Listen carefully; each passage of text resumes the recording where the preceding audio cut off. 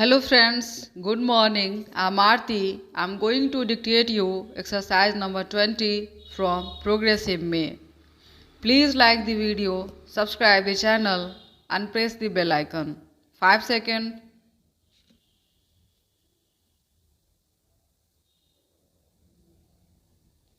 Start.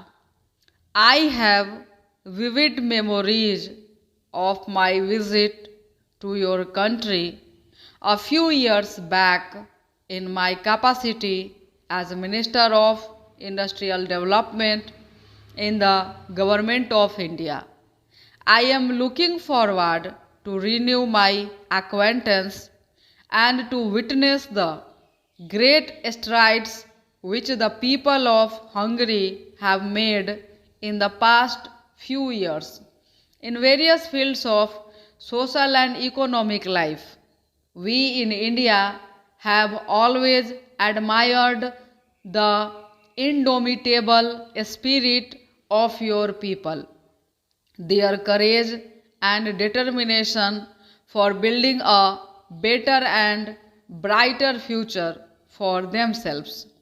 The emergence of a new economic social order in Hungary after liberation from the Nazi domination and the rapid all round progress made in a short span of time despite considerable odds and difficulties has opened new vistas of economic and social progress at home and a valuable role abroad in the cause of promoting world peace and international cooperation. In this context, my wife and I feel particularly privileged to be with you as your guests in a historic year which marks the 30th anniversary of your liberation from the Nazi rule. 28 years ago, India became independent after long years of colonial rule, and we embarked upon the exciting adventure of building a new India and making freedom and economic justice a reality for the people of our country. Since independence, there has been a steady transformation in the national economy and the lives of our people, and yet much remains to be done. In the context of the size of our population and the magnitude of our problems of development and growth, we can only claim to have laid the basis for modernization and progress. We have faced many challenges, and we know that each new challenge strengthens our will and determination to build a new India. Democratic, secular, and socialist India. The people of India have resolutely rebuffed any efforts of the reactionary forces to bring about political confusion and economic chaos in the country. Under the present national emergency, the country has rallied behind the government in its efforts to safeguard unity and stability. The new economic program currently being implemented in my country has already produced encouraging results which have brought relief to millions of people in the country.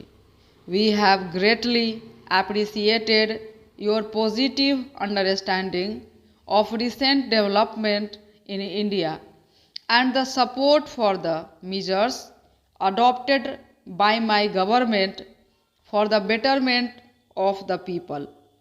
It has been a matter of considerable satisfaction to us in India that the last quarter of a century of our bilateral relations has been marked by cordiality, understanding, and ever growing cooperation between our two countries.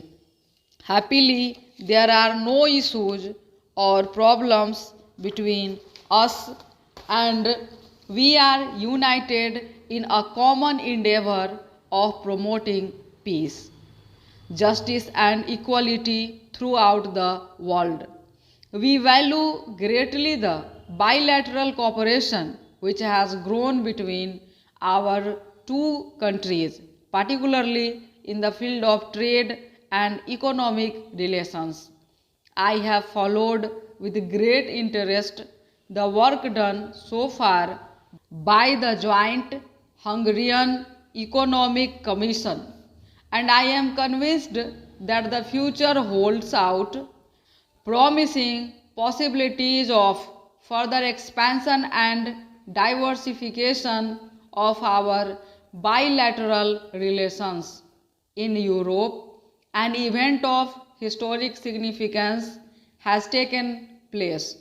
The successful conclusion at Helsinki of the Conference on European Security and Cooperation at the summit level has opened a new chapter of peaceful coexistence and cooperation in the hitherto conflict-ridden continent of Europe.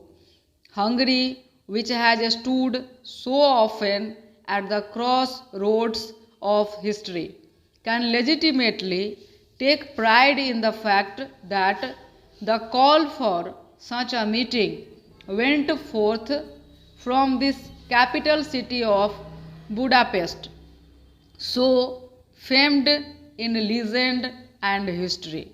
We are also fully aware of the important contribution made by your government and leaders in the long and protracted deliberations that led to the signing of the historic documents at Helsinki.